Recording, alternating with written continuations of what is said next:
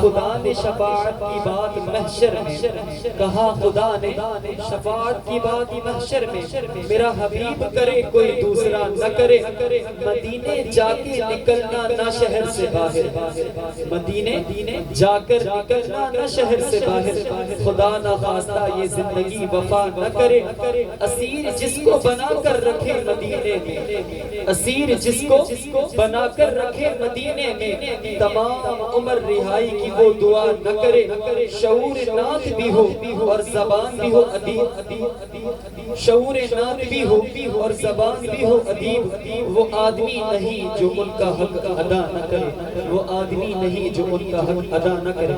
میں ملتمس جناب محمد امین قادری صاحب سے کہ وہ آئیں اور بارگاہ رسالت امام صلی اللہ علیہ وسلم میں اپنی عقیدتوں کے نذرانے پیش کر ہماری سماعتوں کو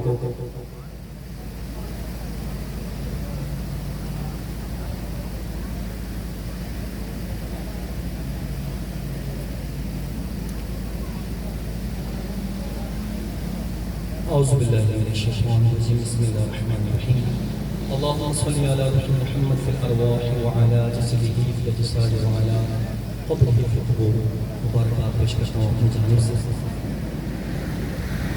تمام ان احباب جن کی کاوشوں سے آج یہ عظیم الشان محفل پاک سجی ہے، اللہ تعالیٰ سب کی رزق میں جان میں ایمان و برکت عطا فرمائے۔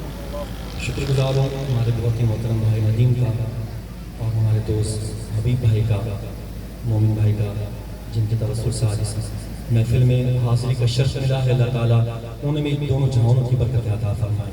محبت کے ساتھ حضور پاک صلی اللہ علیہ وسلم کی بارگاہ میں درود پاک کا نذرانہ پیش کیجئے، مل کے پیش کیجئے گا۔ پڑھیے اللہم صلی علی سیدنا و مولانا محمد، اللہم صلی علی سیدنا و مولانا محمد، اللہم صلی علی سیدنا و مولانا محمد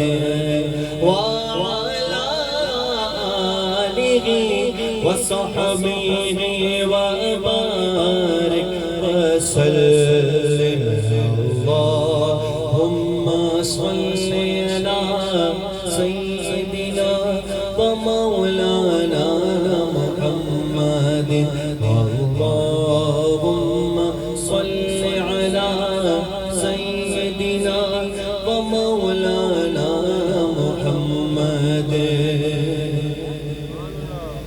جنت میں فاطمہ کی کنیزیں جب رہے، جنت میں سیدہ کی کنیزیں جب رہے، جنت میں فاطمہ کی کنیزیں جب رہے، یا رب میری دعا ہے، رب میری دعا ہے، میری ماں وغیرہ، اللہم صلی علی سیدنا و مولانا محمد۔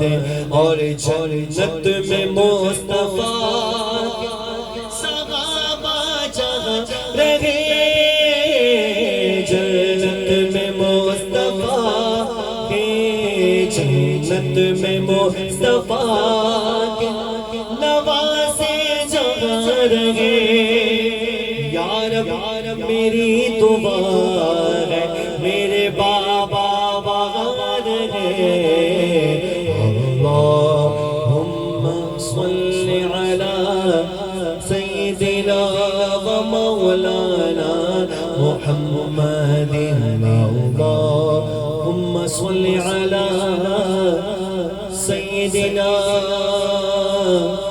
و مولانا محمد۔ امام اہل سنت عظیم المرتبت پروان شمع رسالت الشاہ احمد رضا خان فاضل بریلی رحمت اللہ علیہ کا بڑا مشہور زمانہ کلام پیش کرنے کی سعادت حاصل کرنے لگا ہوں، ہو سکے تو مل کے شامل ہو جائے گا۔ میرے امام کہتے ہیں کہ ان کی میرے کنے دل کے غنچے کھلا دیے ہیں، ان کی میرے کنے دل کے غنچے کھلا دیے ہیں، ان کی میرے کنے دل کے غنچے کھلا دیے ہیں، ان کی میرے کنے دل کے غنچے کھلا دیے ہیں، جس سے راہ چلتی ہیں، جس سے راہ چلتی ہیں، پوچھے بسا دیے ہیں، جس سے راہ چلتی ہیں، پوچھے بسا دیے ہیں، اور ایک دیغ ہمارا کیا ہے، ایک دیغ ہمارا کیا ہے،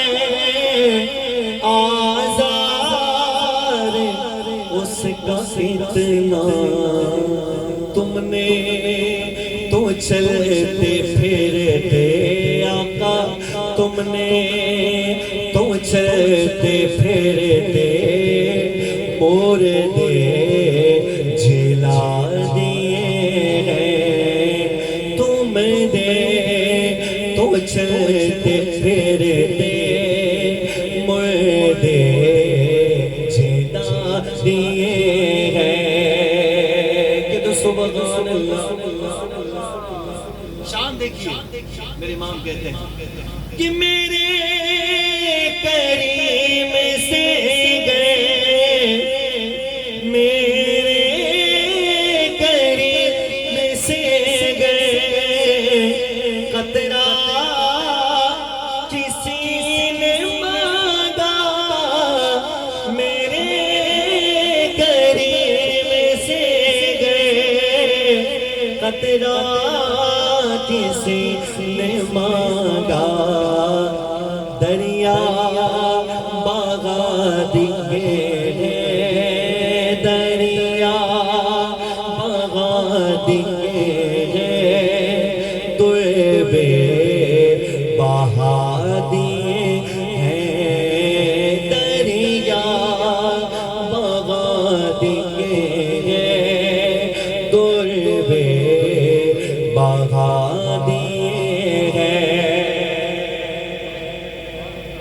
انسان کیسی تکلیف میں ہو، پریشانی میں ہو، اس سے نجات کا حل میرے امام نے بتایا۔ کہتے ہیں کہ ان کے نثار کوئی، ان کے نثار کوئی کیسے رنج میں ہو، جب یاد آ گئے، جب یاد آ گئے، سب ہم بھلا دیے ہیں، جب یاد آ گئے، سب ہم بھلا دیے ہیں، ملک سوہے کی شاہی تم کو رضا مسلم، ملک سوہے کی شاہی تم کو رضا مسلم، جس وقت آ گئے ہو، جس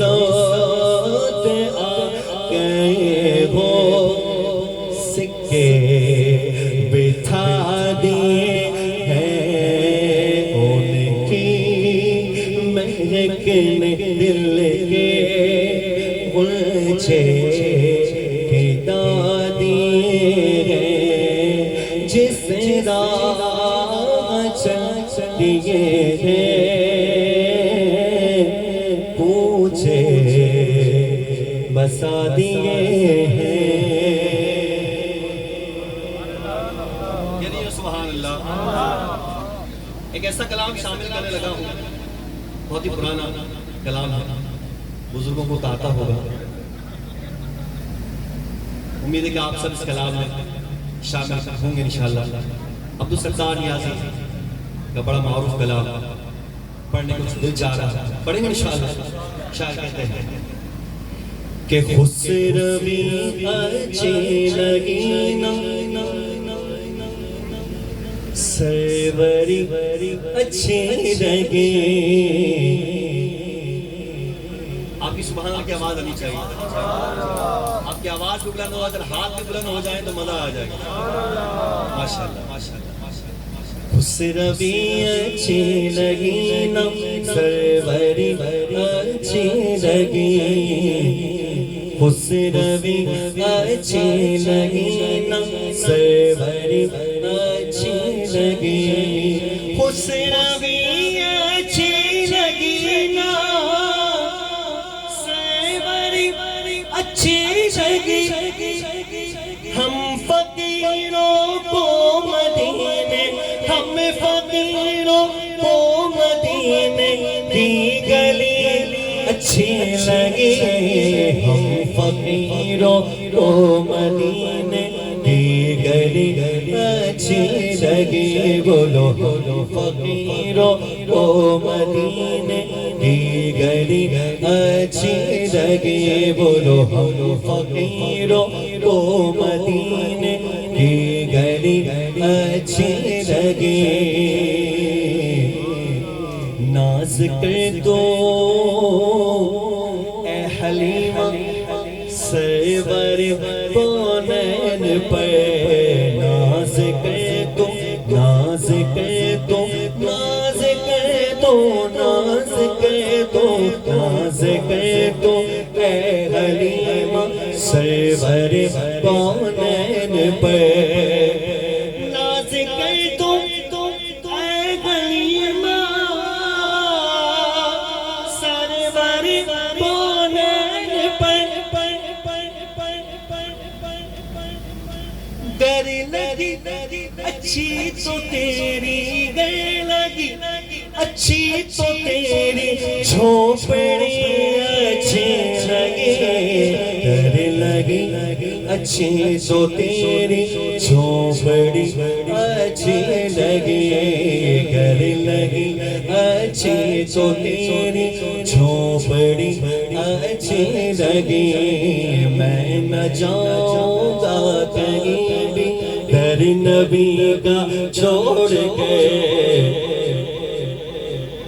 دربار مصطفیٰ پہ حاضر ہوں گے اور یہی رٹ لگائیں گے انشاءاللہ۔ آپ بھی کہہ لیجئے کہ میں نہ جاؤں گا کہیں بھی در نبی کا چھوڑ کے، میں نہ جاؤں گا کہیں بھی در نبی کا چھوڑ کے، میں نہ جاؤں گا کہیں بھی در نبی کا چھوڑ کے، کیونکہ مجھ کو کوئے مصطفیٰ کی، مجھ کو کوئے مصطفیٰ کی چادری اچھی لگی، مجھ کو کوئے مصطفیٰ کی چادری اچھی لگی، مجھ کو کوئے مصطفیٰ کی چادری اچھی لگی۔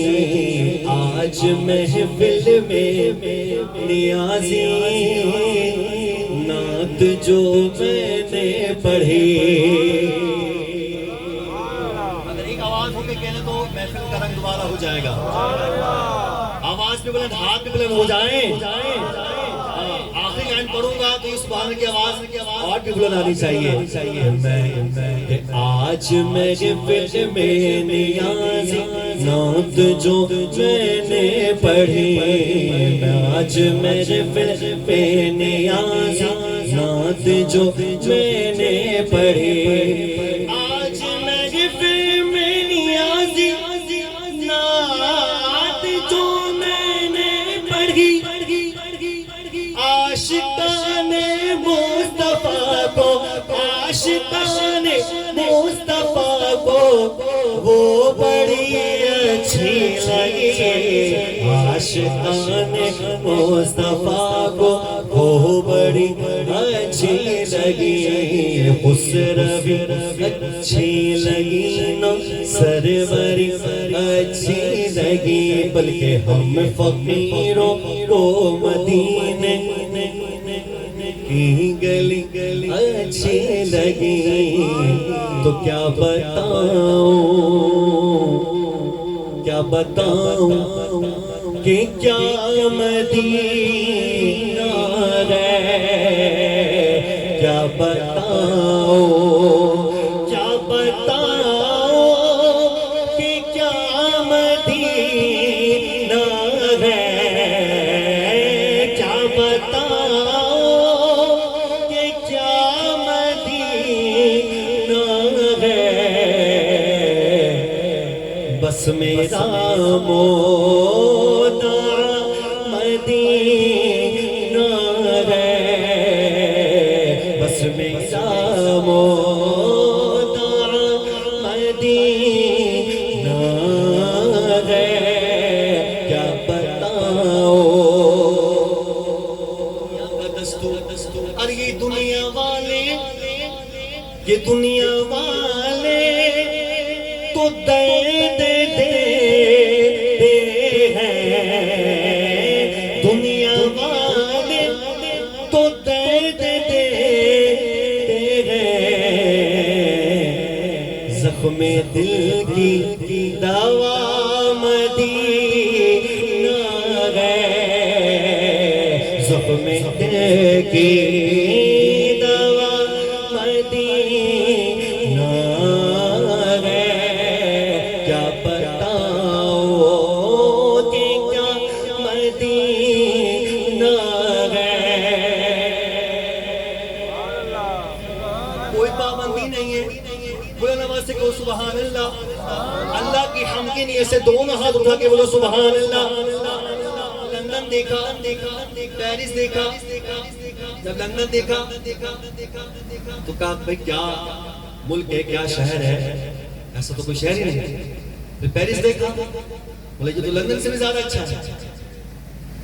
آلٹرنیٹ ہے دنیا میں، ہر شہر کا انسان جب نئی جگہ جاتا ہے اس کو وہ اچھی لگتی ہے، ایسا ہی ہائے قربان جائے۔ جب مدینہ دیکھا تو کہتے ہیں سبحان اللہ، ہاتھ اٹھا کے کہو سبحان اللہ۔ ہاں تو اٹھ کے جاؤں، میں اٹھ کے جاؤں کہاں مدینے سے، اٹھ کے جاؤں کہاں مدینے سے،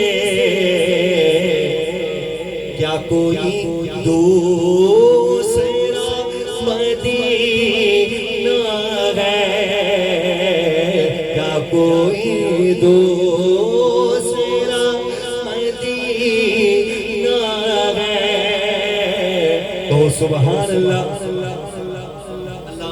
جس نے مدینہ نہیں دیکھا اس کو اسی سال رمضان پاک میں مدینہ دیکھنا نصیب فرمائے، اور جس نے دیکھا ہے اس کو بار بار دیکھنا نصیب فرمائے۔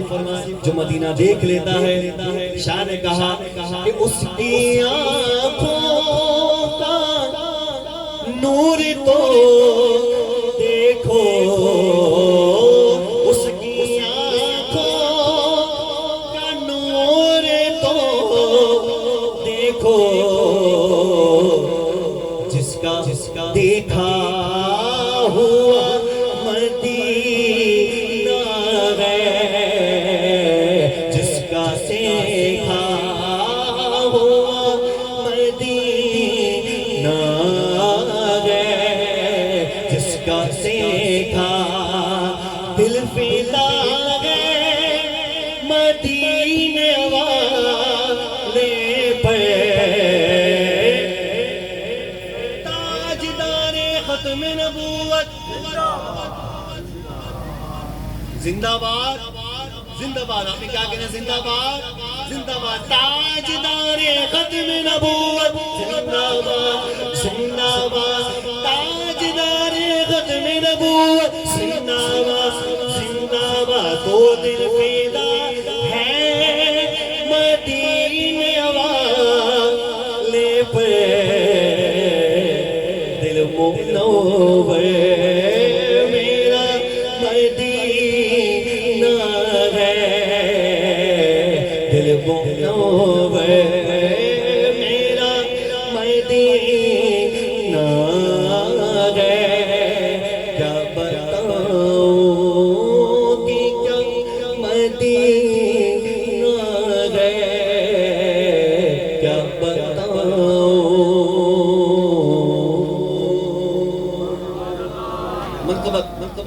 پیش کر کے حاضر مکمل کرتا ہوں.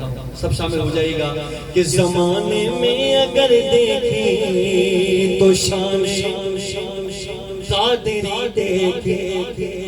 نبوت کے گلستان میں ولایت کی گلی دیکھے.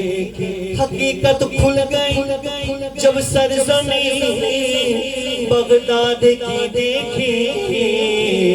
اور دیار غوث کیا دیکھا مدینے کی گلی دیکھی. دیار غوث کیا دیکھا مدینے کی گلی دیکھی. بولو یا غوث المدد یا غوث المدد یا غوث یا غوث المدد. میرے پیرے پیرا المدد میرے میرے میرا المدد. یا غوث المدد یا غوث المدد یا غوث المدد. یا غوث بلاؤ ہمیں بغداد بلاؤ. یا غوث بلاؤ ہمیں بغداد بلاؤ. یا غوث المدد یا غوث المدد یا غوث المدد یا غوث المدد. ارے دل سے دیوانہ ہوں دستگیر کا. دل سے دیوانہ ہوں دستگیر کا. حوصل ورا پیران پیر کا. حوصل ورا پیران پیر کا. نعرہ غوثیہ. غوث اعظم سب پیروں کے پیر ہیں. غوث اعظم سب پیروں کے پیر ہیں. دکھیوں کے داتا ہے دستگیر ہے. میرے غوث اعظم دکھیوں کے داتا ہے دستگیر ہے. صدقہ سے دو آغا صدقہ سے دو شبر اور شبیر کا. ہاتھ اٹھا کے بولیے حوصل ورا پیران پیر کا. حوصل ورا پیران پیر کا. یا غوث المدد یا غوث المدد یا غوث المدد یا غوث المدد. ماشاءاللہ سبحان اللہ. بہت ہی خوبصورت انداز میں مدحت رسول پیش کر رہے تھے جناب امین صاحب. بلا تاخیر و تقصیر میں دعوت خطاب پیش کرتا ہوں جناب عالمی شہرت یافتہ محمد اکرام الحسین قادری صاحب سے کہ وہ آئیں اور اپنے خوبصورت انداز میں نبی کریم علیہ السلام کی شان بیان کر کے ہمارے قلوب و اذہان کو منور فرمائیں. ان اشعار کے ساتھ کرم کی بھیک در مصطفیٰ سے مانگتے ہیں. کرم کی بھیک در مصطفیٰ سے مانگتے ہیں. ہم اپنی حاجتیں بھی حاجت روا سے مانگتے ہیں. انہیں خبر ہے کہ ہم لوگ مشکلوں سے نجات بھی. انہیں خبر ہے کہ ہم لوگ مشکلوں سے نجات بھی وسیلہ ان کو بنا کر خدا سے مانگتے ہیں. جناب اکرام الحسین قادری صاحب.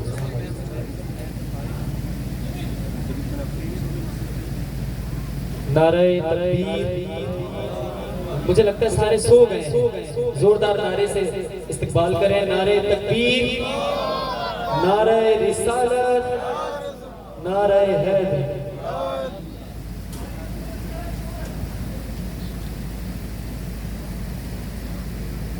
نحمده ونصلي ونسلم على سيدنا ومولانا محمد رسوله النبي الأمين المكين الحنين الكريم الرؤوف الرحيم. أما بعد فأعوذ بالله من الشيطان الرجيم. بسم الله الرحمن الرحيم. وما أرسلناك إلا كافة للناس. صدق الله العلي العظيم. مولاي صل وسلم دائما أبدا على حبيبك خير الخلق كلهم محمد سيد الكونين والثقلين والفريقين من عرب ومن عجم. يا ربي صل وسلم دائما سرمدا على حبيبك خير الخلق كلهم. مغز قرآن روح ایمان جان دین حسن حب رحمت للعالمین. ما ان مدحت محمدا بمقالتي ولكن مدحت مقالتي بمحمد. معزز اور محترم لائق صد احترام سر تکریم، اسٹیج کی رونق اور اسٹیج کی زینت، علماء کرام، نابخواں حضرات، ذی قدر و ذی احتشام، معزز محترم اور مکرم سامعین گرامی قدر، آج کی یہ بابرکت اور یہ خوبصورت محفل جان کائنات امام الانبیاء صلی اللہ علیہ وآلہ وسلم کے مبارک ذکر کے عنوان سے معنون ہے، اور اس ذکر کی برکتوں کو سمیٹنے کے لیے ہم سب یہاں حاضر ہیں. اللہ رب العزت انتظامیہ کی اس کاوش کو اپنی بارگاہ میں قبول فرمائے. جن احباب نے اس بابرکت اور خوبصورت محفل کو سجایا، اللہ تعالیٰ دارین کی سعادتیں عطا فرمائے، اور اس بابرکت محفل میں جتنے بھی احباب شریک ہیں، رب ذوالجلال تمام کی شرکت کو دنیا اور آخرت کی سرخروئی کا ذریعہ اور سامان فرمائے. یہ جو محبت ہوتی ہے، یہ محبت دلیل کی محتاج نہیں ہوا کرتا. یعنی اگر کوئی آپ سے یہ کہے کہ فلاں سے آپ پیار کرتے ہیں، فلاں سے محبت کرتے ہیں، تو کیا تمہارے پاس کہیں لکھی ہوئی کوئی بات موجود ہے کہ یہ محبت کی جائے؟ تو آپ جواب میں کہتے ہیں کہ اس کے لیے کوئی ضابطے اور قاعدے نہیں ہوتے. کسی کے ساتھ محبت کا پیدا ہو جانا کسی کے اختیار میں نہیں ہوا کرتا. یہ خاص ودیت اور القاء ہوتا ہے جو اللہ رب العزت کسی کے دل میں کسی کے لیے ڈال دیا کرتا ہے. کچھ محبتیں ہیں جو اللہ رب العزت نے فطری طور پر انسان کی طبیعت میں اور اس کی نفسیات میں پیدا فرمائی ہیں. جیسے مثال کے طور پر ماں باپ ہیں تو وہ اپنی اولاد سے پیار کرتے ہیں. اب کسی باپ سے اگر یہ پوچھا جائے کہ آپ اپنی اولاد سے کیوں پیار کرتے ہیں، تو یہ سوال ہی عبث بے معنی. باپ اپنی اولاد سے پیار نہیں کرے گا تو پھر وہ کس سے کرے گا؟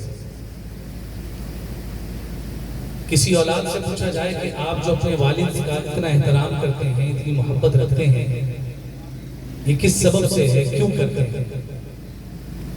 تو یہ سوال بھی عبث ہے، بے معنی اور بے موقع ہے کہ کوئی اولاد سے کہے کہ تم اپنے باپ سے کیوں پیار کرتے ہو. یہ تو فطرت کی محبت ہے. اسی طرح سے دیگر بہت سارے قرینے ہیں. ہم کسی کے ہاتھ پر بیعت ہو جاتے ہیں، کسی کو اپنا شیخ مان لیتے ہیں، کسی کو اپنا پیر مان لیتے ہیں، اور آپ سے یہ سوال کیا جائے کہ آپ اپنے شیخ سے، اپنے مربی سے، اپنے رہبر سے، اپنے رہنما سے کیوں پیار کرتے ہیں، تو آپ تیبری چڑھا کر اس کو جواب دیتے ہیں کہ آپ پیار کرنے کے لیے بھی کیوں کا سوال ہوتا ہے. یہ محبت ہے جو ہو جاتی ہے، کسی سے بھی ہو جاتی. تو محبت جو ہے وہ اپنے ہونے کے اعتبار سے کسی دلیل کی محتاج نہیں ہوا کرتی کہ کیوں محبت ہو. جبکہ دنیاوی رشتوں کے اعتبار سے یہ کیوں کا سوال ہم اختیار نہیں کرتے اور اس کے جواب کو بے معنی تصور کرتے ہیں، تو جس محبت کو اللہ رب العزت نے ہم پر لازم فرمایا ہے کہ اس محبت کو اپنے دل میں اور اپنے سینے میں ایسے جگہ دینی ہے کہ تمہاری جان پیچھے رہ جائے، اور جس ذات سے تمہیں محبت کا حکم دیا جا رہا ہے اس کی محبت تمہاری جان سے زیادہ بڑھ جائے۔ اور وہ محبت کون سی ہے؟ وہ محبت وہی ہے کہ جسے ہم محبت رسول کہتے ہیں۔ تو جب محبت رسول کو اختیار کرنے کا حکم خود رب ذوالجلال دے رہا ہے، اور قرآن مجید فرقان حمید میں بے شمار مقامات پر اس کے قرینے ہمارے سامنے نظر آتے ہیں کہ جو ذات ہمیں سب سے زیادہ محبوب ہونی چاہیے وہ ذات ذات رسالت مآب صلی اللہ علیہ وآلہ وسلم۔ اور پھر جب وہ محبت ہر انسان کے سینے میں جاگوزی ہوتی ہے تو پھر وہ اپنا اپنا رنگ دکھاتا ہے۔ یعنی میں اپنے ساتھیوں سے یہ بات عرض کیا کرتا ہوں، اور اگر میں آپ کی خدمت میں یہ سوال رکھوں اور ایک دعویٰ رکھوں، شاید آپ میں سے، شاید کلک میں ہٹا دیتا ہوں، یقیناً آپ میں سے کوئی بھی اس دعوے کی تردید نہیں کرے گا کہ یہ میرا دعویٰ نہیں ہے۔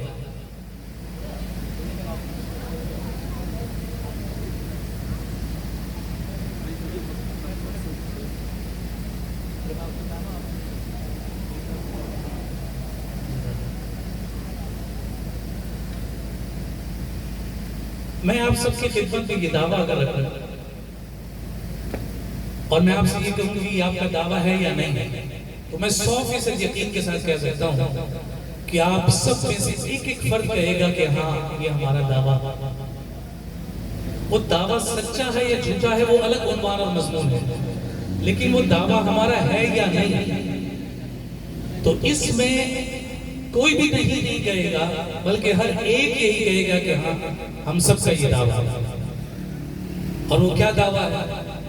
ہم سب یہ دعویٰ کرتے ہیں کہ ہمیں اپنی جانوں سے بھی زیادہ جانے کائنات پیارے ہے۔ یہ ایک ایسا دعویٰ ہے کہ جس کی تردید کوئی کلمہ گو مسلمان نہیں کر سکتا۔ اگر میں اپنی اس بات میں کہیں غلط ہوں تو آپ میں سے کوئی بھی ہاتھ اٹھا کر کہہ سکتا ہے کہ نہیں جناب، آپ یہ جو بات ذکر کر رہے ہیں اس کا تعلق میری ذات کے ساتھ نہیں ہے، میں جو ہے ذات رسالت مآب جانے کائنات سے بڑھ کر فلاں ذات کو، فلاں شخص کو پیارا جانتا ہوں۔ آپ میں سے کوئی بھی ہاتھ اٹھا سکتا ہے، لیکن میرا ایمان یہ کہتا ہے کہ یہ جرأت اور یہ ہمت اور یہ طاقت کسی میں نہیں ہے۔ یہ دعویٰ ہر ایک کا ہے کہ ہم نے اپنی جان سے بھی زیادہ جس ذات کو پیارا رکھا ہے وہ اللہ کے محبوب محمد مصطفیٰ کی ذات ہے۔ اس میں ہم سب سچے ہیں، اور اس دعویٰ کرنے میں ہم سب برابر ہیں۔ یہ ہم سب کا دعویٰ ہے۔ اس دعوے میں ہم پورا کتنا اترتے ہیں وہ الگ ہے، وہ الگ مضمون ہے، وہ الگ عنوان ہے۔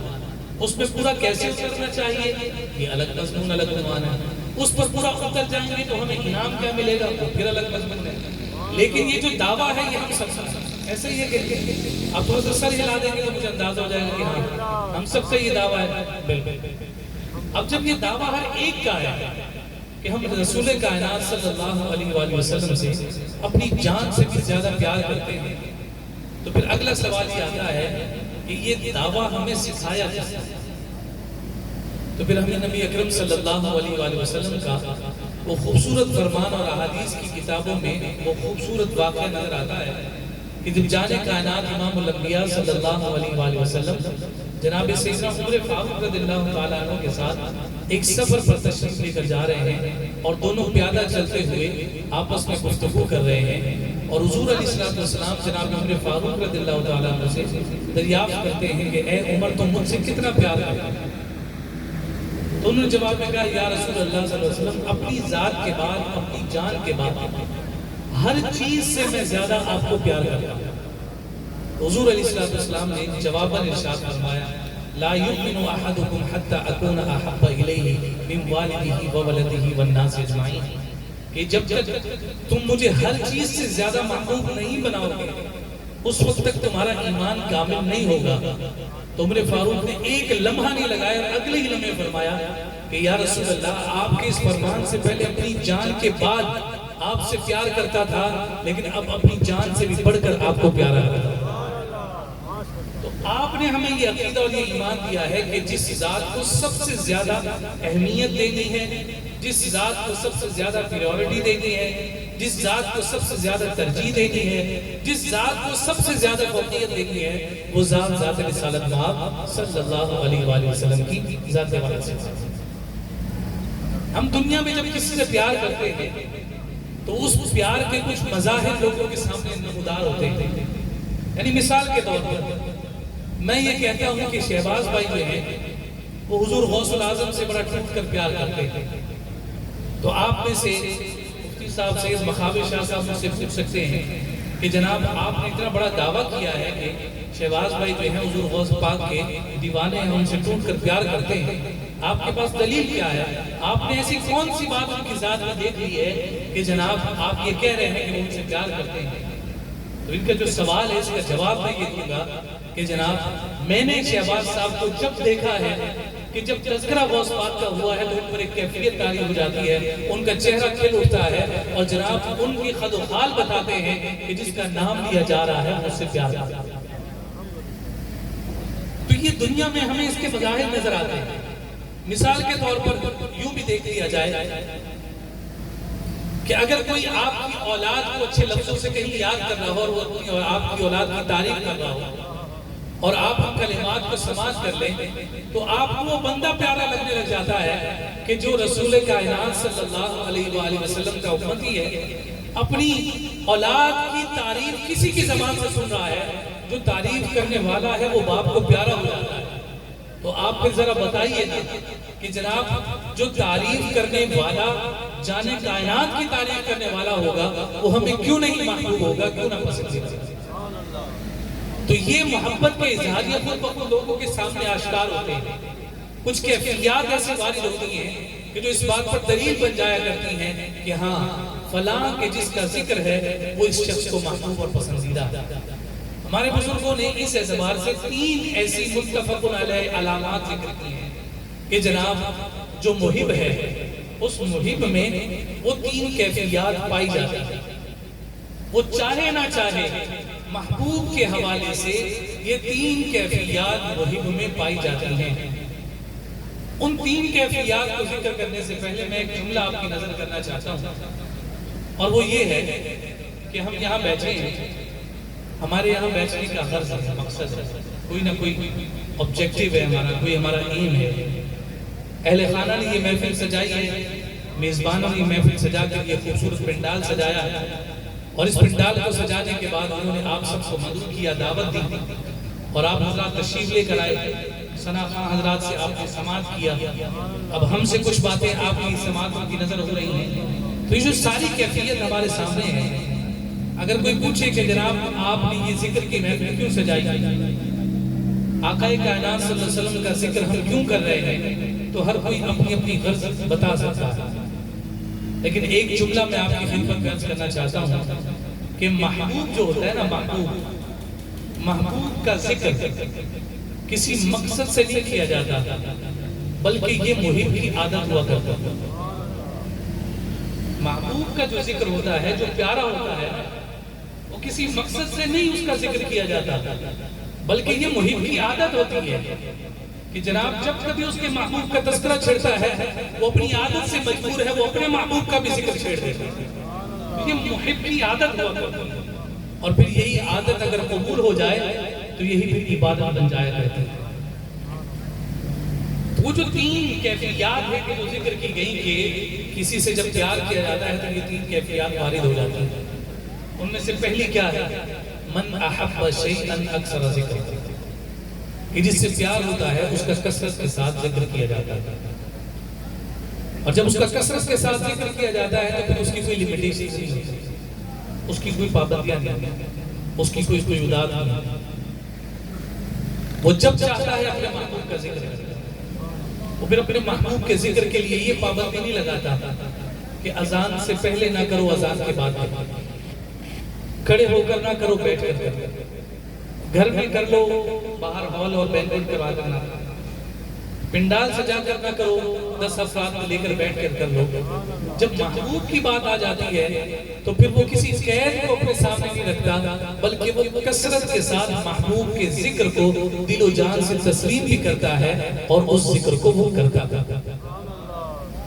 تو جب ہم سب کا یہ دعویٰ ہے کہ رسول کائنات ہمیں سب سے زیادہ پیارے ہیں، تو پھر حضور علیہ السلام کا بھی جب ذکر کیا جائے گا تو پھر وہ کوئی اداد کے ساتھ نہیں ہوگا، محبوب کا جیسے دل چاہے گا محب اس کے ذکر کے لیے ویسے ہی مجلس سے جائے گا۔ وہ مجلس بھی ہمارے سامنے ہونی چاہیے کہ جو مسجد نبوی کے صحن میں موجود ہے مجلس، اور جانے کائنات صلی اللہ علیہ وسلم اپنے حجر مبارک سے باہر تشریف لے کر آئے تو حضور علیہ السلام نے صحابہ سے دریافت کیا کہ تم یہاں کیوں بیٹھے ہو؟ تو انہوں نے جواب میں ذکر کیا کہ جلسنا ندعو اللہ ونحمدہ علی ما ہدانا للاسلام ومن علینا بک۔ یا رسول اللہ ہم یہاں اس لیے بیٹھے ہیں کہ اللہ نے جو ہمیں دین اسلام کا نور عطا کیا ہے اس پر رب کا شکر ادا کر رہے ہیں۔ من علینا بک، آپ کی صورت میں رب نے ہم پر جو احسان کیا ہے اس احسان پر ہم رب کا شکر ادا کر رہے ہیں، رب کا ذکر کر کر۔ تو حضور علیہ السلام نے صحابہ سے قسم اٹھوائی کہ کیا تم واقعی میرا ہی ذکر کر رہے تھے؟ تو سب نے حلفاً کہا یا رسول اللہ آپ کے ملنے پر رب کا شکر کر رہے تھے، آپ کی میلاد کی باتیں ہو رہی تھی، آپ کے آنے کا تذکرہ ہو رہا تھا۔ تو حضور علیہ السلام نے فرمایا کہ اگر واقعی تم میرا اور رب کا میرے ملنے پر رب کا شکر ادا کر رہے تھے، فرمایا کہ اتانی جبریل اخبرنی ان اللہ تعالی یباہی بکم الملائکہ، کہ میں حجرے میں تھا، جبریل آیا، انہوں نے آ کر مجھے خبر دی کہ محبوب جب باہر جا کر مسجد نبوی کے صحن میں دیکھیے آپ کے غلام جو عمل کر رہے ہیں اللہ رب العزت فرشتوں کے درمیان اس عمل پر فخر فرما۔ نعرہ تکبیر، نعرہ رسالت، نعرہ غوثیہ۔ اب آپ یہ دیکھیے کہ محبوب کے ذکر کے لیے کوئی اداد نہیں، جہاں پر تذکرہ چھڑے تو پھر ہم اپنے محبوب کی باتیں شروع کرتے ہیں۔ دنیا والے اپنے دنیا کے محبوبوں کا تذکرہ کرتے ہیں، ہم اس محبوب کا ذکر کرتے ہیں جو ہمارے رب کا بھی محبوب ہے۔ تو ہماری قسمت کتنی کشادہ ہے، ہمارا مقدر اور ہمارے وقت جو ہیں وہ کتنے نازا ہیں کہ اللہ نے ہماری زبانوں کو یہ توفیقات عطا کی ہیں کہ تمہاری زبانوں پر رب ذوالجلال کے محبوب کے قصیدے۔ لوگ دنیا جہاں کے سلاطین اور بادشاہوں کے قصیدے پڑھتے ہیں، لیکن اعلیٰ حضرت نے ہمیں کتنا عقیدہ خوبصورت اور شفاف اور ستھرا اور نکھرا ہوا دیا کہ اعلیٰ حضرت کہہ گئے کروں مدح اہل دول رضا، پڑے اس بلا میں میری بلا، میں گدا ہوں اپنے کریم کا، میرا دین پارا اعلان۔ کہ میں کسی بادشاہ، کسی سلطان اور کسی رئیس کا قصیدہ اس لیے لکھوں کہ وہ مجھے جو ہے وہ نام کے کچھ ٹکڑے دے گا، تو میں چند لقموں کی خاطر اور چند ٹکڑوں کی خاطر دنیا کے کسی بادشاہ کی تعریف کروں۔ اعلیٰ حضرت کہتے ہیں کہ نہیں، یہ قلم بھی چلے گا تو مصطفیٰ کے لیے، یہ زبان بھی جاری ہوگی تو محمد مصطفیٰ کے۔ اور یہی کیفیت اور یہی انداز آج بھی ہمیں غلاموں کا نظر آتا ہے کہ جناب انہیں جب موقع ملتا ہے، چاہے کوئی بھی مہینہ ہو، چاہے کوئی بھی دن ہو، بلکہ وہ تو اپنی زندگی کی کیفیات کو یوں جوڑ کر رکھتے ہیں کہ میں سو جاؤں یا مصطفیٰ کہتے کہتے، کھلے آنکھ صلی علی کہتے کہتے۔ تو من احب شیئا اکثر ذکرہ، محبوب کے حوالے سے یہ کیفیت فطرتی طور پر ہماری طبیعت میں داخل ہوتی ہے۔ اس میں کوئی محنت نہیں کرنی پڑتی، اس میں کوئی ریاضت نہیں کرنی پڑتی، اس میں کوئی مجاہدہ نہیں کرنا، بس محبت ہونی چاہیے، یہ عمل خود بخود ذات سے وارد ہو جاتا ہے۔ تو آپ کو کوئی بھی ذکر رسول کی کثرت کرتے ہوئے نظر آئے تو آپ کو جان لینا چاہیے کہ یہ شخص رسول کائنات سے محبت کرتا ہے، اس لیے اس کو جب موقع لگتا ہے ذات کائنات رسالت صلی اللہ علیہ وسلم کا یہ ذکر کرے۔ ایک بات، دوسری کیفیت کیا وارد ہوتی ہے؟ دوسری کیفیت محب پر یہ وارد ہوتی ہے کہ وہ جس کو اپنا پیارا بنا لیتا ہے، جس کو اپنا محبوب بنا لیتا ہے، تو جس کو اپنا پیارا اور محبوب بنایا ہے اس کا عیب بھی اس کو اچھا ہی لگنے لگتا ہے۔ اگر اس محبوب کے اندر کوئی عیب ہو، کوئی نقص ہو، کوئی سقم ہو، اس میں کوئی برائی ہو، تو اسے محبوب کی وہ برائی، وہ عیب اور وہ نقص اور وہ سقم جو ہے وہ بھی اسے क्वालिटी नजर आने लगता है, सिफत नजर आने लगता है, खुसूसियत नजर आने लगता है। एक मिसाल दे देता हूँ ताकि बिल्कुल क्लियर और वाज़ेह हो जाए कि हाँ ऐसा ही है कि जब महबूब से मोहब्बत किसी मुहिब में जागुज़ी हो जाए तो फिर उसके बाद अगर उसमें कोई ऐब भी हो तो वो ऐब नजर नहीं आता। आपने एक नाम सुन रखा है तारीख का जिसमें दो किरदार हैं, एक किरदार और कैरेक्टर है जिसको कहा जाता है लैला, और दूसरा जो किरदार और कैरेक्टर है उसको आप कहते हैं मजनू। जो मजनू है वो मर्द है और जो लैला है वो औरत। लैला का नाम जो असल है वो तारीख में बहुत सारे बताए, लेकिन उसको लैला क्यों कहा गया?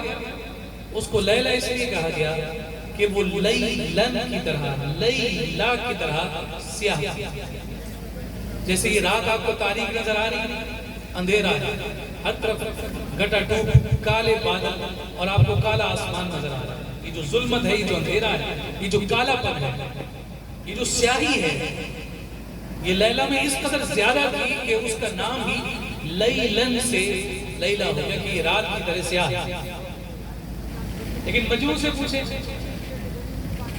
पूछा जाए कि हाँ भाई बताओ कि तो ये जो ऐब है तुम्हारे महबूब में, क्या तुम्हें बुरा लगता है?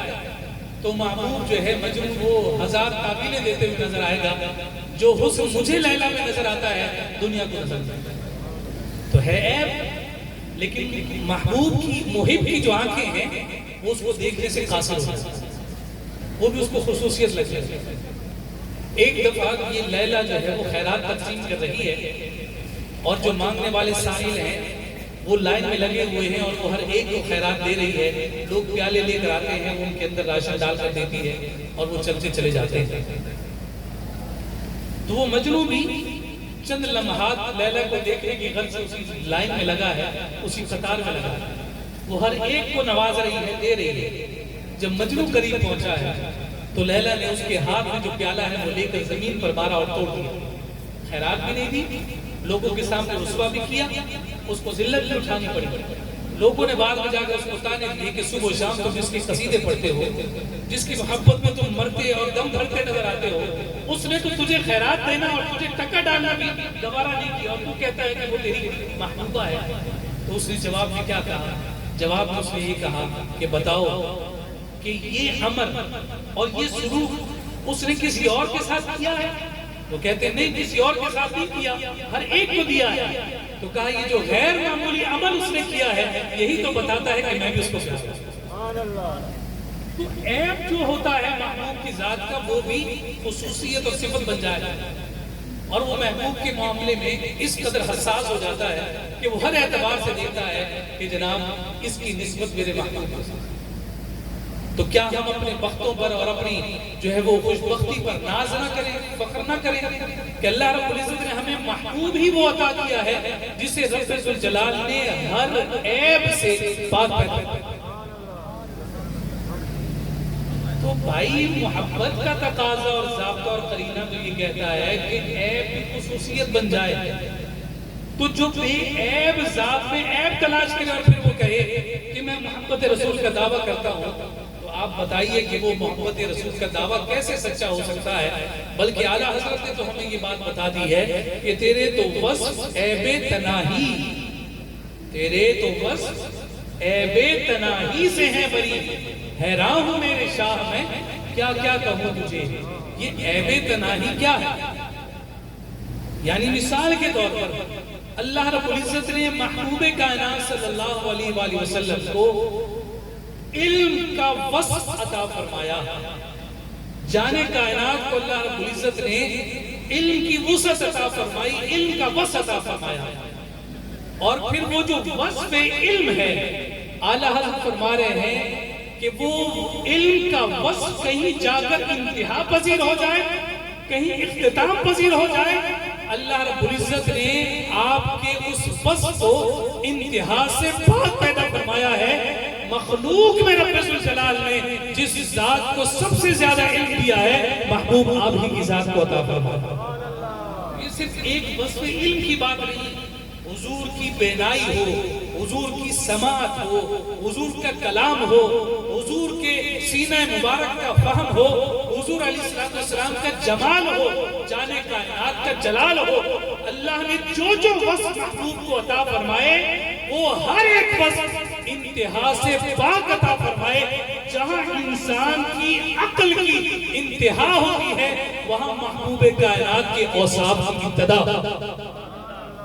اس لیے اعلیٰ حضرت نے کہا کہ اس محبوب کو جب ماننا ہے تو اس شان کے ساتھ ماننا ہے کہ اس کے اوصاف جو ہیں وہ انتہا کے بھی عیب سے پاک ہیں، اور پھر انسان پھر یہی کہتا ہے کہ لیکن رضا نے ختم سخن اس پہ کر دیا خالق کا بندہ خلق کا آقا کا۔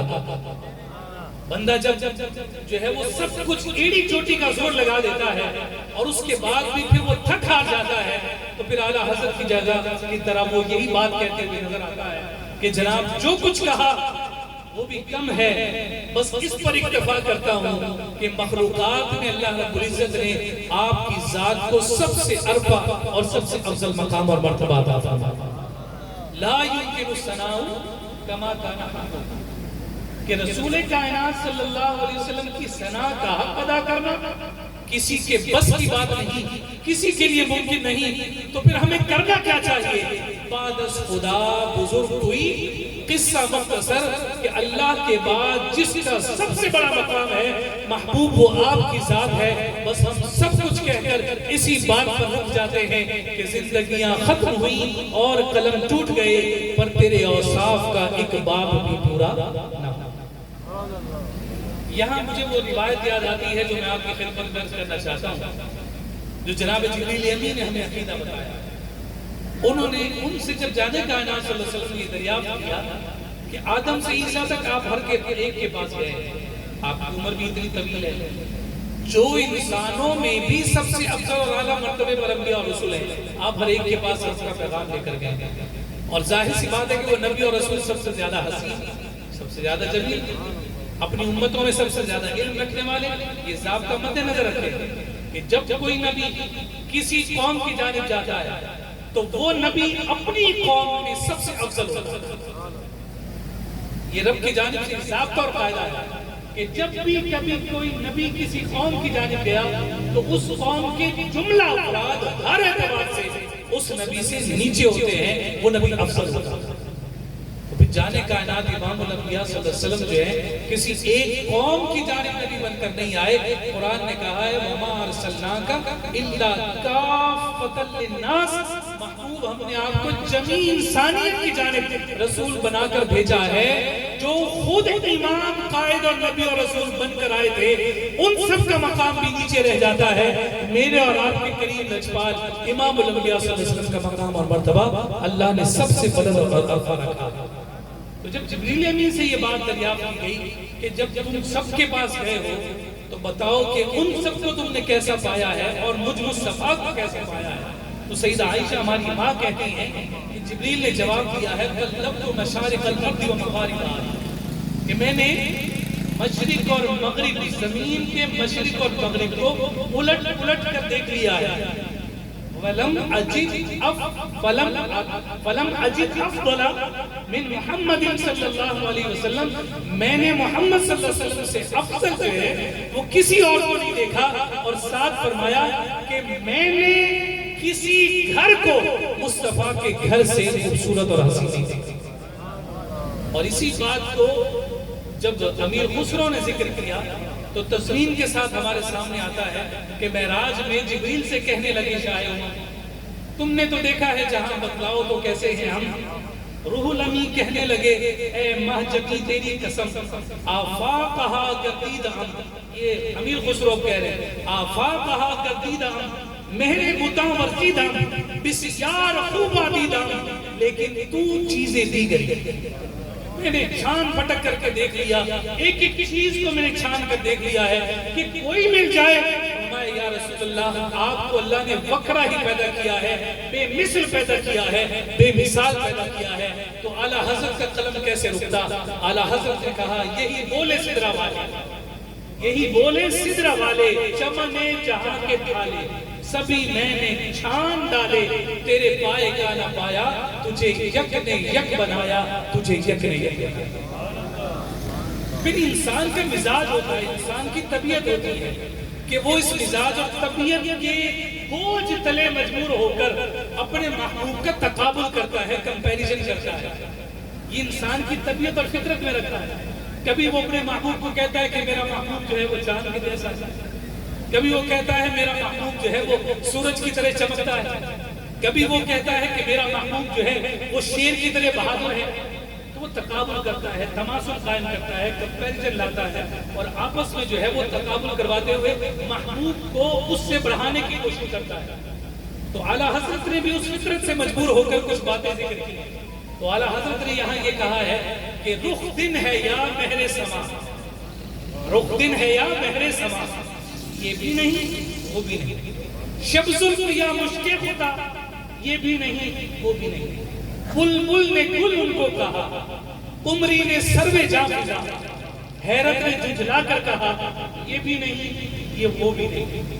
خورشید تھا کس زور پر، کیا بڑھ کے چمکا تھا قمر، بے پردہ جب وہ رخ ہوا یہ بھی نہیں وہ بھی. وہ سارے تقابل مصطفیٰ کی ذات کے سامنے ٹوٹ جایا کرتے ہیں کہ مصطفیٰ کی ذات کو کسی کے سامنے بڑھایا ہی نہیں جا سکتا. تقابل سے اللہ نے پاک پیدا فرمایا. امام بصیری کا بھی عقیدہ سن لیں. امام بصیری کہتے ہیں فاق النبیین فی خلق و فی خلق. ہماری بات عام انسانوں کی بات نہیں ہو رہی. امام بصیری کیا کہہ رہے ہیں؟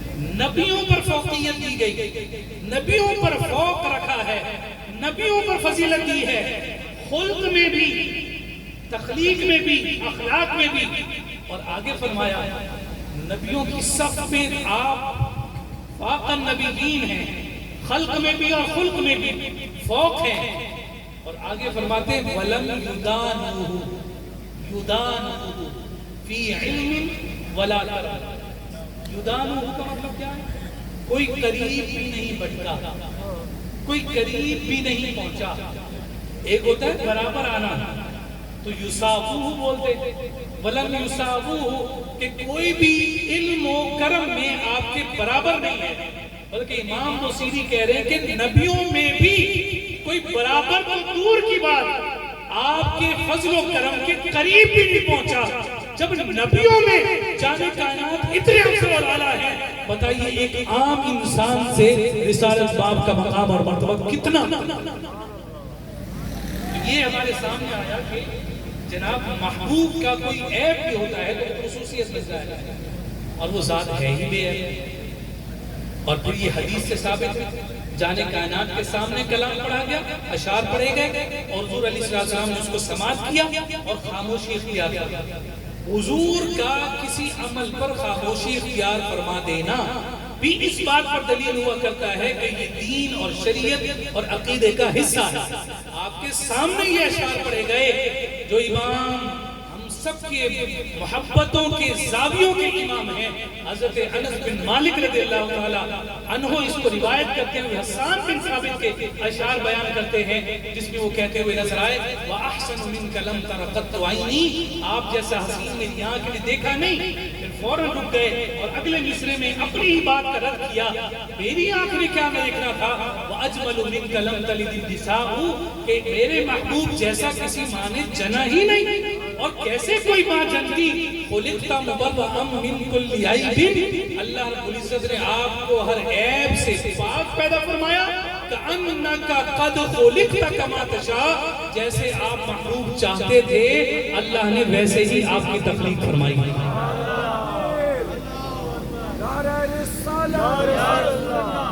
اب یہ حضور کے سامنے باتیں ہوئی اور حضور علیہ السلام نے اس کو سماعت کیا اور سماعت کرنے کے بعد آقا کائنات صلی اللہ علیہ وسلم مسکرائے اور سکوت فرمایا. یہ اس بات پر دلیل ہے کہ جہاں یہ سب صحابہ کا عقیدہ ہے وہی جانے کائنات کا بھی عقیدہ ہے کہ اللہ رب العزت نے محمد مصطفیٰ کو بے عیب پیدا فرمایا. اللہ اکبر.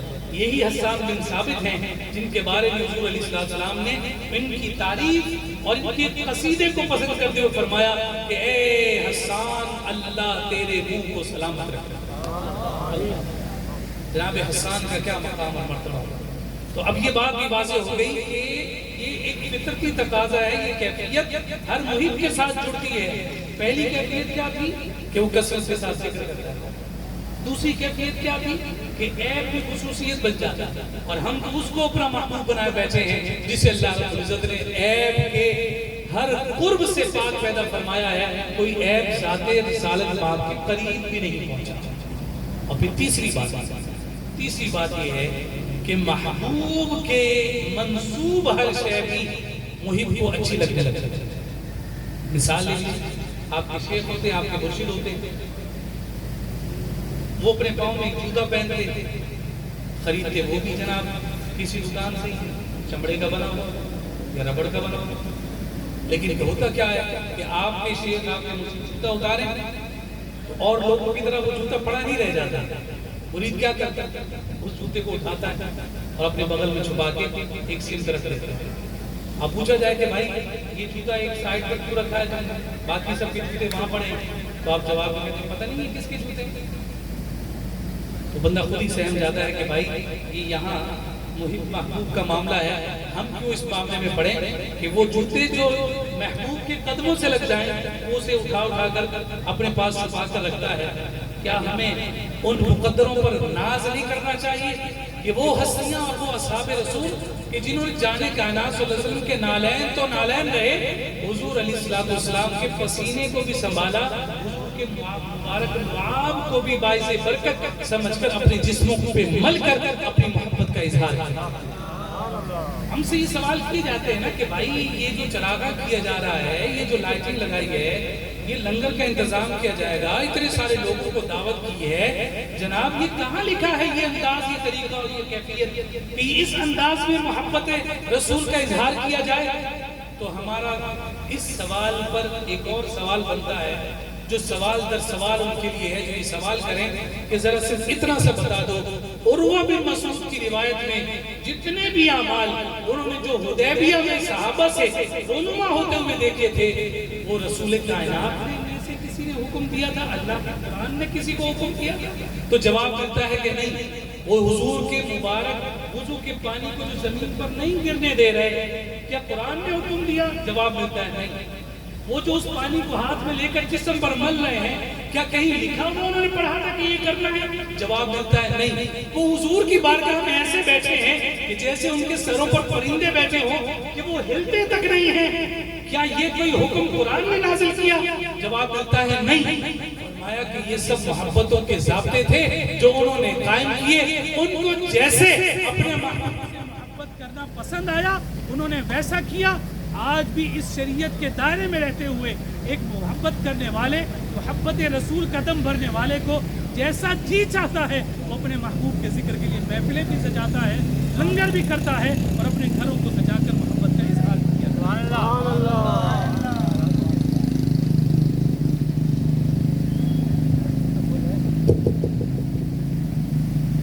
تو یہی بات جو میں بالکل ابتدا میں کہی تھی کہ جو محبت ہے وہ دلیل کی محتاج نہیں ہوتا۔ اب ایک چھوٹی سی مثال آپ کی خدمت میں کرتا ہوں، بات میں مکمل کر دیتے ہیں۔ آپ میں سے کسی کے گھر میں بیٹا پیدا ہوا، گھر میں بیٹا پیدا ہوا، گھر میں اولاد ہوا، اور آپ مٹھائی کی دکان پر گئے اور آپ نے وہاں جا کر آرڈر کیا، اپنی مرضی سے جو آپ کو ورائٹی درکار تھی، آپ کو پسند کی، آپ نے پیک کروائی، اور پیک کروانے کے بعد آپ محلے داروں میں اس کو تقسیم کرتے ہوئے نظر آیا۔ کیا آپ نے سید مقابل شاہ صاحب سے جا کر پوچھا تھا کہ حضرت مجھے چمچم تقسیم کرنا چاہیے یا بالوشاہی، ہمیں گلاب جامن تقسیم کرنا چاہیے یا پھر جناب ہمیں کوئی اور ورائٹی تقسیم کرنی چاہیے، میں پاؤ والا ڈبہ بناؤں یا آدھا کلو والا، یا 1 کلو کا ڈبہ بناؤں یا ٹوکرا بنا کر جناب میں کسی کے گھر بھیجوں؟ آپ نے آ کر مفتی صاحب سے کوئی ایسی بات کی، کوئی سوال کیا؟ آپ نے نہیں سوال کیا۔ بھی فرض محال میرے جیسا ایک نلائق کا بے وقوف آدمی آ کر آپ کو آ کر روک لے اور آپ سے کہے کہ بھائی یہ اتنا خرچہ کیوں کر رہے ہو، تقسیم کیوں کر رہے ہو؟ تو آپ جواب میں کہتے ہیں بھائی میرے گھر میں رب کی رحمت اتری ہے، میرے گھر میں بیٹا پیدا ہوا ہے، تو میں خوشی کے طور پر یہ تقسیم کر رہا تھا۔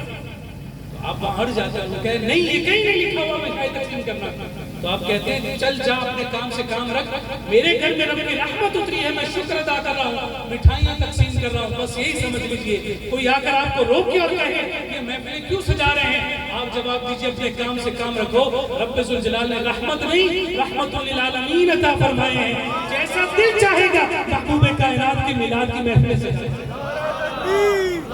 نعرہ رسالت، سبحان اللہ۔ تو محبوب سے جو چیز منسوب ہو جاتی ہے وہ بھی پیاری ہو جاتی ہے، اسی لیے حضور کے صحابہ ہمیں پیارے ہیں، حضور کی اولاد ہمیں پیاری ہے، حضور کے نالین ہمیں پیارے ہیں، حضور کی سنت ہمیں پیاری ہے، حضور کی ایک ایک ادا ہمیں پیاری ہے، اور وہ پھر ادا اتنی زیادہ پیاری ہے کہ جس چیز کو حضور علیہ السلام فرماتے ہیں کہ وہ میری آنکھوں کی ٹھنڈک ہے، تو پھر ہر عاشق صادق جو ہے وہ اس آنکھوں کی ٹھنڈک نماز کو اپنا اوڑھنا بچھونا بنا کر رکھتا ہے، اور اگر نہیں بنا کر رکھتا تو پھر اس کو یہ سوچنا چاہیے کہ یہ کیفیت تو پھر اس کے ساتھ جڑی نہیں، تو پھر واقعی وہ محب نہیں ہے، اس کی اس محبت میں کہیں کھوکھلا پن ہے کہ وہ ذکر بھی کر رہا ہے، محفلیں بھی سجا رہا ہے، اس رسول کو جو ہے نا وہ بے عیب بھی تصور کر رہا ہے، لیکن جب بات آتی ہے کہ جناب محبوب نے جس چیز سے پیار کیا وہ اس سے پیار نہ کرے، تو پھر یہ کیفیت جب اس پر کامل پوری نہیں ہو رہی تو اس کا مطلب ہے کہ دعوے میں ہم کہیں کچے ہیں، اس دعوے کو ہمیں پورا کرنے کی ضرورت ہے۔ ایک واقعہ عرض کر دیتا ہوں، بات مکمل کرتا ہوں۔ بزرگوں نے اپنے اپنے اعتبار سے عبادتیں کی ہیں، ایک بڑا نام آپ نے سن رکھا ہے مولانا جلال الدین رومی رحمۃ اللہ تعالیٰ، کونیا شہر ترکی میں ان کا جو ہے وہ مزار پرانوار ہے۔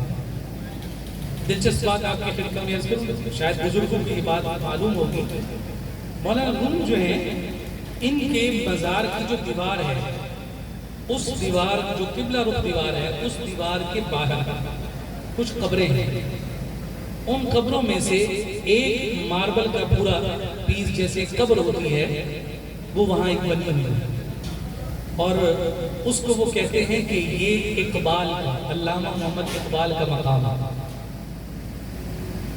ترکیہ میں یہ روایت ہے کہ قبر الگ ہوتی ہے، مقام الگ ہوتا ہے، قبر ہے جہاں پر کسی کی تدفین نہیں، اور مقام جو ہے وہ یادگار کے طور پر مختلف وہاں رکھتے ہیں، اصحاب کی بھی وہاں اس اعتبار سے مقامات ہیں۔ تو علامہ محمد اقبال کا وہاں پر مقام موجود ہے رومی کے قدموں میں، چونکہ علامہ محمد اقبال کی یہ خواہش اور یہ آرزو تھی کہ میری تدفین جو ہے میرے مرشد مولانا روم کے قدموں میں کی جائے، لیکن اس وقت ذریعہ نہ بن سکا کہ ان کو وہاں لے جایا جائے، لیکن جب ترکیہ کے مسلمانوں کو یہ پتہ چلا کہ برے صغیر میں جناب ایک فرد رہتا ہے جس کا نام محمد اقبال ہے، اور وہ ہمارے شیخ کو اپنا شیخ کہتا ہے اور ان سے ٹوٹ کر پیار کرتا ہے، تو انہوں نے کہا کہ ہاں پھر محبتوں کے دعوے دار محبتوں کے اظہاری یوں پیش کرتے ہیں، اقبال اگرچہ لاہور میں مدفون ہے، اس کا ہم مقام بنائیں گے مرشد کے قدموں میں، تاکہ ہر آنے والا دیکھے یہاں اقبال کی یادگار یہاں بھی ہو۔ یہ مولانا روم ہے، ان کے جو مرشد ہیں ان کا نام ہے حضرت شاہ شمس تبریز رحمۃ اللہ تعالیٰ علیہ، یہیں کونیا شہر میں ہی، یعنی پیدل مسافت ہے، اگر 10 منٹ کی اگر آپ واک کہیں گے تو 10 منٹ کی واک پر جو ہے وہ حضرت شیخ شمس تبریز رحمۃ اللہ تعالیٰ علیہ کا مزار پرانوار ہے، ان کی قبر مبارک ہے۔ تو یہ دونوں بزرگ جو ہیں یہ کونیا میں موجود ہیں۔ حضرت مولانا جلال الدین رومی کا جو تعلق ہے وہ تعلیم و تعلم سے ہے، آپ علمی طور پر جانا پہچانے جاتے ہیں۔ تصوف کی دنیا میں یہ بات میں آئے ہیں، پہلے جناب انہوں نے کتابوں کی انگریزی کی ہے، پڑھنے پڑھانے سے ان کی وابستگی اور تعلق رہا، اور حضرت شمس تبریز رحمۃ اللہ تعالیٰ علیہ جو ہے یہ حالت جذب میں رہا کرتے تھے، مجذوبیت کی کیفیت غالب رہا کرتی تھی، یعنی پراگندہ لباس ہے جو ہے وہ بال کھلے ہوئے، اور لوگوں کی نظروں میں جناب وہ اپنی کیفیت سے حال بے حال نظر آتے تھے، تو لوگوں نے مجنون، مجذوب، دیوانہ جو لفظ ان کو میسر آتا تھا وہ اس لفظ سے ان کو تعبیر کر دیا کرتے تھے۔ تو مولانا جلال الدین رومی رحمۃ اللہ تعالیٰ علیہ ایک دن اپنے طلباء کو کتابیں کھول کر پڑھا رہے تھے، تو اس موقع پر حضرت شیخ شمس تبریز کے قریب سے جب گزرے اور کتابیں کھلی ہوئی دیکھی تو آپ نے دریافت کیا یہ چیز یہ کیا ہے؟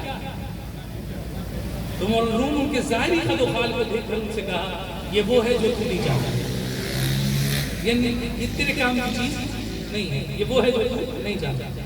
وہ خاموش ہو گیا، آگے چل نماز کا وقت ہوا، کتابیں بند کی گئی، ساری مجلس اٹھی ہے اور جا کر جناب نماز ادا کرنے لگے۔ شیخ شمس تبریز آئے اور ان کتابوں کو اٹھا کر 7 پانی کے حوض میں ڈالا۔ جب پانی کے حوض میں کتابیں ڈل گئی، یہ پیراماؤنٹ کی پبلیکیشن تو ہے نہیں، آکسفورڈ کی پبلیکیشن تو ہے نہیں، تو جب یہ پیراماؤنٹ کا پبلیکیشن نہیں ہے، خاص پرنٹنگ نہیں ہے، ہاتھ سے لکھی ہوئی کتابیں، جب وہ پانی میں جائیں گے تو ظاہر سی بات ہے کہ ساری سیاہی کھل جائے گی۔ تو جب حضرت مولانا جلال الدین رومی رحمۃ اللہ تعالیٰ علیہ اور ان کے جو شاگرد ہیں، جب وہ واپس آئے اور انہوں نے آ کر دیکھا کہ جناب علم کا سارا ذخیرہ تو پانی برد ہو گیا، تو انہوں نے کہا کہ یہ آپ نے کیا کر دیا؟ تو اب شیخ شمس تبریز نے وہ پانی میں سے کتابیں نکالتے تھے، تو اس پانی میں سے پانی کے قطرے نہیں، کتابوں میں سے پانی کے قطرے نہیں بلکہ مٹی کی گرد نکل گئی، یعنی پانی نے ان کتابوں پر کوئی اثر نہیں کیا۔ تو مولانا روم بڑے متاثر ہوئے اور انہوں نے پوچھا یہ کیا ہے؟ تو انہوں نے جواب میں کہا یہ وہ ہے جو تو نہیں جانتا۔ اب حساب برابر ہو گیا۔ تو مولانا روم مرشد کی تلاش میں تھے، وہ جان گئے کہ یہ کوئی غیر معمولی شخصیت ہے، تو انہوں نے ان کی خدمت میں عرض کیا کہ مجھے اپنا مرید کیجیے، تو وہ کہتے تھے میں تجھے مرید نہیں کروں گا۔ یہ کیفیت دیکھیں کتنی الٹ ہے، پہلے مرید جو ہے نا وہ شیخ کے پیچھے بھاگتا تھا، مجھے اپنا مرید کر لیجیے، مجھے اپنا مرید کر لیجیے، اور اب کیفیت کیا ہے کہ پیر صاحب جو ہیں وہ مریدوں کے پیچھے بھاگتے ہیں کہ میرے مرید ہو جاؤ، میرے مرید ہو جاؤ۔ بالکل زمین آسمان ہو گیا اور آسمان زمین ہو گیا۔ پیر میر علی شاہ صاحب کے پاس ایک طالب علم گیا تھا مرید ہونے کے لیے، آپ نے پوچھا کیا کرتے ہو؟ تو کہا کہ جی پڑھتا ہوں۔ کہا کون سے درجے میں؟ کہا جی خام صاحب۔ تو آپ نے سختی کے ساتھ اسے فرمایا واپس چلا جا، اور جب تک تیری وہ منزل مکمل نہ ہو جائے مرید ہونے کے لیے میرے پاس بتانا، جب تک تو میرا مرید نہیں ہوتا یہی کتابیں تیری مرشد۔ یہاں تو ہم اپنی کاؤنٹنگ بڑھا رہے ہوتے ہیں کہ 10 مرید ہو گئے، 12 مرید ہو گئے، 20 مرید ہو گئے، لیکن جو حقیقی اولیاء اور صالحین ہیں ظاہر سی بات ہے کہ مرید کرنا وہ یا کسی شخص کی ذمہ داری لینا ہے۔ مولانا رومی رحمۃ اللہ تعالیٰ علیہ جو ہے وہ ان سے بار بار عرضی پیش کر رہے ہیں کہ مجھے اپنا مرید کیجیے۔ ایک وقت گزر گیا،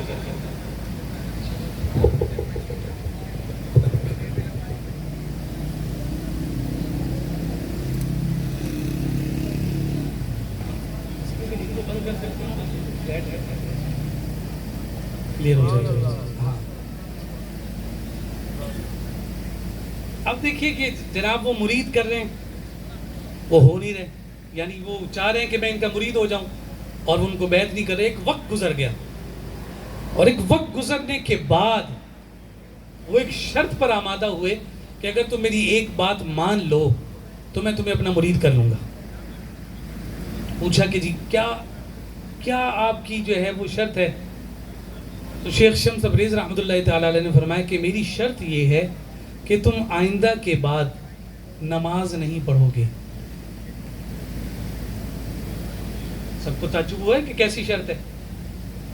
تو مولانا روم پر بھی یہ کیفیت طاری ہوئی، وہ تعجب کرنے لگے کہ جس شیخ کا ہاتھ اس لیے تھام رہا ہوں کہ یہ مجھے رب تک پہنچائیں گے، یہ اسی کی رب کی نماز سے مجھے روک رہے ہیں۔ تو پھر چند لمحات کے بعد پھر ان کو خیال آیا کہ پہلے بھی پہچاننے میں سکم رہے کہ اتنا عرصہ لگ گیا، یہ نہ ہو کہ آج اس شرط پر یہ آمادہ ہوئے تو پھر کہیں آگے نہ نکل جائیں۔ تو انہوں نے کہا کہ ہاں آپ سے وعدہ ہوا، آپ مجھے اپنا مرید کریں۔ ارادت قائم ہوئی، عشاء کی نماز کا وقت تھا اور اپنے شیخ کے ساتھ کیا ہوا وعدہ بھی یاد تھا کہ نماز نہیں ادا کروں گا۔ بڑی کوشش کی کہ دل کو سکون مل جائے، پوری رات جو ہے وہ بستر پر الٹ پلٹ ہوتے رہے، نیند نہ آئی۔ جب تھک گیا اور بے چینی انتہا کو پہنچی تو وہ اٹھے، وضو کیا اور صرف فرض 4 پڑھے۔ کچھ دل کو سکون ہوا تو بستر پر آئے تو نیند لگ گئی، آنکھ لگ گئی۔ جب فرض ادا ہو گیا، دل کو اطمینان ہوا، بستر پر آئے تو جب آنکھ لگی تو قسمت جاگی۔ جانے کائنات امام الانبیاء صلی اللہ علیہ وآلہ وسلم خواب میں تشریف لائے اور حضور علیہ السلام نے دریافت کیا، جلال الدین خیریت ہے؟ آج تم نے ہماری سنت کو چھوڑ دیا۔ بے قرار ہو کر اٹھ گئے، زار و قطار رو رہے ہیں کہ مجھ سے کیا ہو گیا۔ رات گزر گئی اور جب صبح ہوئی مرشد کے پاس پہنچے، روتے ہوئے پہنچے ہیں اور مرشد آگے سے مسکرا رہے ہیں۔ پوچھا رات کیسی گزری؟ کہا کہ میں تو برباد ہو گیا کہ رسول کائنات کی سنت چھوڑی تھی، وہ خواب میں آ کر مجھے انہوں نے دریافت کیا کہ کیا ہوا ہے کہ نماز چھوڑی ہے، میری سنت چھوڑے پڑے ہو۔ تو جلال الدین رومی کے شیخ حضرت شیخ شمس تبریز رحمۃ اللہ تعالیٰ علیہ مسکرائے اور فرمایا کہ تم کیا سمجھتے تھے کہ میں کیا تمہارا تعلق تمہارے رب سے توڑ دوں گا؟ میں تو صرف تمہیں یہ دکھانا چاہتا تھا کہ تیری نماز تیرے رب کو کتنی پسند ہے. افسوس کہ تجھ سے صبر نہیں ہو سکا. جس کی سنت چھوڑی تھی وہ سنت یاد دلانے خواب میں آ گئے تو تھوڑا اور صبر کر لیتا. جس کا فرض چھوڑے بیٹھا تھا وہی رب خود تجھے اٹھا کر اپنی نماز ادا کر. نعرہ تکبیر، نعرہ رسالت. وہ حقیقی محبت کے دعوے دار اور اس پر دلیلیں قائم کرنے والے لوگ. تو ہمیں بھی اسی بات پر غور و فکر کرنا چاہیے کہ ہمارے دعوے میں دلیل کی وہ کسوٹی ہونی چاہیے کہ ہم پورے فخر کے ساتھ یہ کہہ سکیں کہ ہاں ہم جانے کائنات کی ذات کو ہر ایک چیز سے زیادہ محبوب اور پسندیدہ کہتے ہیں. تم جتنے زاویے قرینے بنا لو کہ محبوب کے لیے محب کو کیسا ہونا چاہیے، ہم ہر اس دعوے کو پورا کرنے کے لیے تیار ہیں. اگر تم کہو کہ زندگی کی ایک ایک سانس رسول کائنات کا نام لینا ہے، ہم لے کر بتائیں گے کہ رسول کائنات کے لیے جناب ہماری زبان بھی حاضر ہے، ہماری گردن بھی حاضر ہے. تم کہو گے کہ رسول کائنات کو صبح و شام بے عیب کہنا ہے اور اس کی صفاتی صفات بیان کرنی ہے، تو ہم صبح و شام رسول کائنات کو کبھی کہیں گے سرور کہوں کہ مالک و مولا کہوں تجھے، باغ خلیل کا گل زیبا کہوں تجھے، اللہ رے تیرے جسم منور کی تابشے، اے جانے جا میں جانے تجلا کہوں تجھے. سب کچھ کہوں گا، کبھی مہر علیز کی زبان میں کہوں گا کہ مکھ چند بدرشا شانی ہے، متھے چمکے لاٹ نورانی ہے، کالی زلف تے اکھ مستانی ہے، مخمور رکھی ہن مدبریاں، اس صورت نو میں جان آکھاں، جان آکھاں کے جانے جہان آکھاں، سچ آکھاں تے رب دی میں شان آکھاں، جس شان تو شانہ سب بڑیاں. اوئے ہوئے جب سامنے وادی ہمراہ میں مصطفیٰ کو دیکھا تو اب دیکھ کر کہنے لگے سبحان اللہ ما اجملکا ما احسنکا ما اکملکا. کتھے میرے علی، کتھے تیری ثنا، گستاخ اکھیاں کتھے جا اڑیاں، چپ کر میرے علی اتھے جا نہیں ہو بولن دی. اور پھر یہی ہم کہتے رہیں گے کہ جان دی ہوئی اسی کی تھی، جان دے کر بھی حق ادا ہونے والا نہیں ہے. اعلیٰ حضرت نے کیا کہا تھا؟ کروں تیرے نام پہ، ذات پہ نہیں، کروں تیرے نام پہ جاں فدا، نہ بس ایک جاں دو جہاں پہ، دو جہاں سے بھی نہیں جی بھرا. کروں کیا؟ یعنی بے چین ہو گئے، بے بس ہو گئے، کروں کیا؟ کروڑوں جہاں نہیں. اللہ اکبر. یہ بات جب سامنے ہے تو وہی حقیقت ہے کہ جان دی ہوئی اسی کی تھی. حق تو یہ ہے کہ حق ادا نہ ہوا. تو زندگیوں کو حضور کے نام کر کے دیکھیں، پھر دیکھیے آپ کو کیسا عروج میسر آتا ہے. آج دیکھیے کتنا حسن اتفاق ہے کہ آج 4 ربیع الثانی کی شب ہے. ربیع الاول گزرا ہے، ربیع الثانی کا آغاز ہے، اور آج کی جو شب ہے ایک عظیم عاشق رسول جسے دنیا نے امیر المجاہدین کہا، آج کی شب ان کے عرس کی شب. وہ عظیم ہستی کے جس نے زبان سے جو نکالا، اللہ رب العزت نے ان کی باطن کی پاکیزگی کی وجہ سے ان کی زبان سے ایک ایک لکھنے ہوئے لفظ کو سچ کر دکھایا. اور پھر آپ دیکھیے کہ جانے کائنات امام الانبیاء صلی اللہ علیہ وسلم کے ساتھ ان کے گہرے ربط کا عالم کیا ہے کہ آپ خود بیان کرتے ہیں کہ جب مجھے مسجد کی سیڑھیوں سے گھسیٹ کر اور یہ جو پولیس کے سارجنٹ تھے وہ کھینچ کر مجھے لے کر آئے نیچے، اور مجھے اٹھا کر انہوں نے جناب گاڑی کے اندر ڈالا، جس کی وجہ سے میرا امامہ بھی کھل گیا. تو میں جب مسکرا رہا تھا تو میرے اس مسکرانے پر بھی ان کو تکلیف تھی، تو وہ مجھے کہتے تھے کہ اب بھی تم مسکراتے ہو؟ تو بابا جی نے جواب میں کہا کہ ہاں اس لیے مسکرا رہا ہوں، جس کے لیے تم میرے ساتھ یہ کر رہے ہو وہ تو تمہیں نہیں دیکھ رہے، لیکن جس کی خاطر میں یہ برداشت کر رہا ہوں وہ مصطفیٰ مجھے ضرور دیکھ رہے ہیں.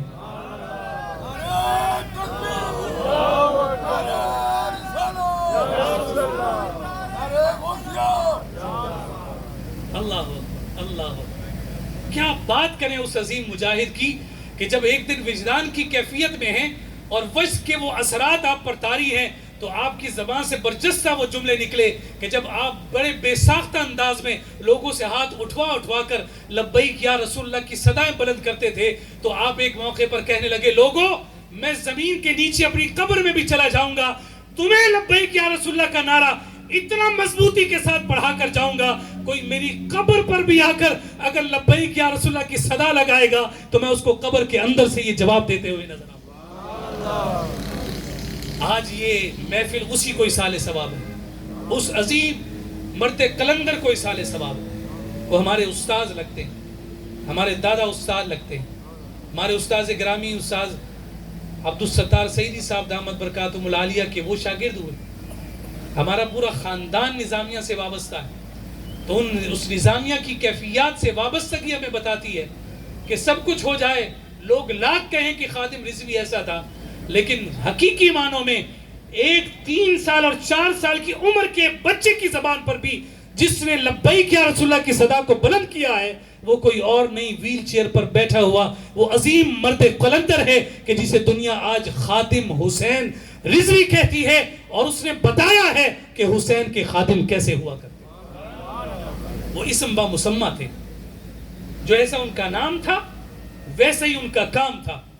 जैसे इमाम अली मकाम हुसैन, इमाम हुसैन यजीद के सामने हक कहने से पीछे नहीं हटे, वैसे ही मेरा खादिम हुसैन भी बातिल की आंखों में आंखें डालकर, जनाब उनकी आंखों में डालकर आंखें, जबान पर हक बयान करते हुए नजर आता है।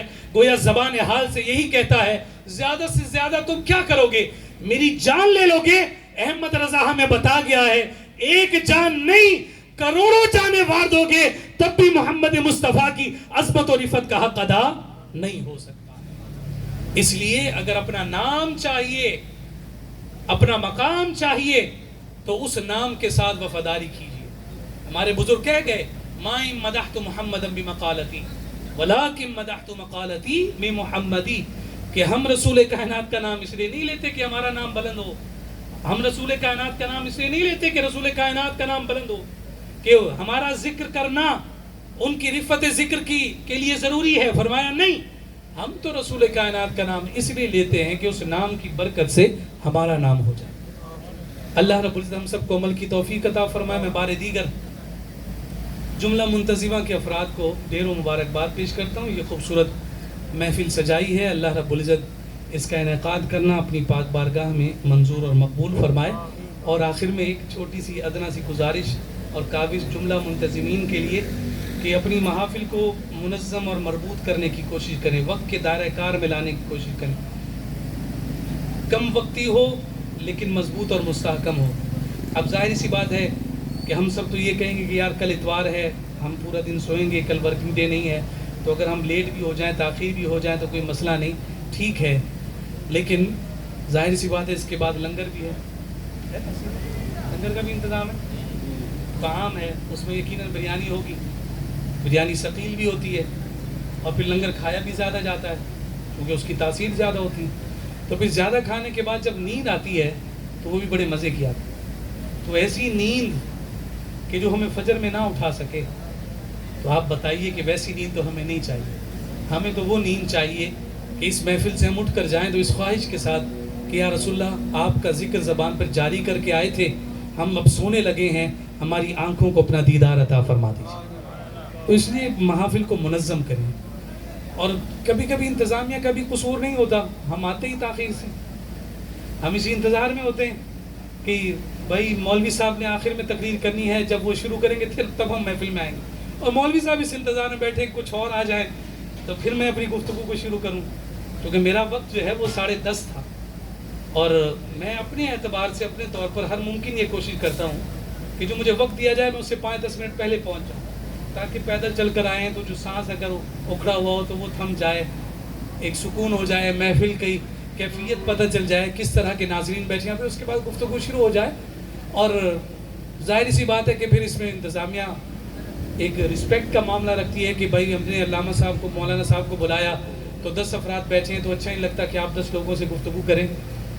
हमारे बड़े उस्ताद ये उस्ताद हाफिज़ साहब, अब्दुल सत्तार साहब भी, 12 लोग भी बैठे होंगे, वो अपनी गुफ्तगू पूरी करके जाएंगे। आपने कहीं देखा कि मेरी गुफ्तगू में कोई ऐसा मामूल हो कि नहीं यार इन्होंने मुझे इतना इंतज़ार करवाया, अब मैं जो है वो मौजू को समेटूँ और जाने की करूँ? नहीं, जो हमारी जिम्मेदारी है वो हम पूरी करेंगे। तो आप हजरात भी जब आपको दावत दी जाए तो वक्त की पाबंदी के साथ महफिल में तशरीफ़ लाया करें, ताकि बर वक्त महफिल अपने उरूज की जानिब जाए اور پھر ہمارے جو دیگر معمولات ہوں ان معمولات کو ہم صحیح طور پر سر انجام دے سکیں. کوئی بات میری آپ کے مزاج اور طبیعت پر گراں گزری ہو تو اعتذار قبول فرمائیں.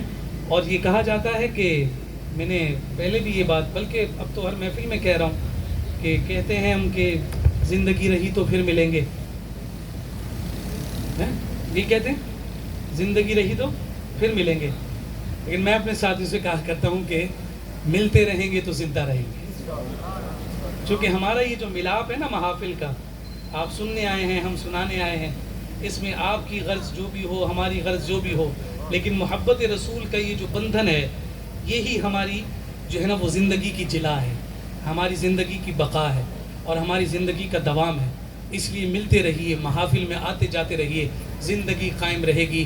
یہ دیکھیں کہ سفید داڑیاں ہیں لیکن چہروں پر رونق ہے, اور یہ رونق جو ہے وہ انسان کے جسم کی نہیں ہوتی, انسان کے دل کی کیفیت کی ہوتی ہے.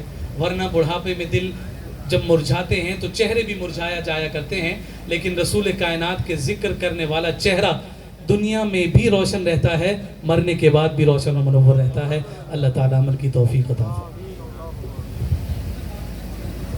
مصطفیٰ جان رحمت پیغا او سلام شمع بز میں ہدایت پیغا او سلام شمع بز میں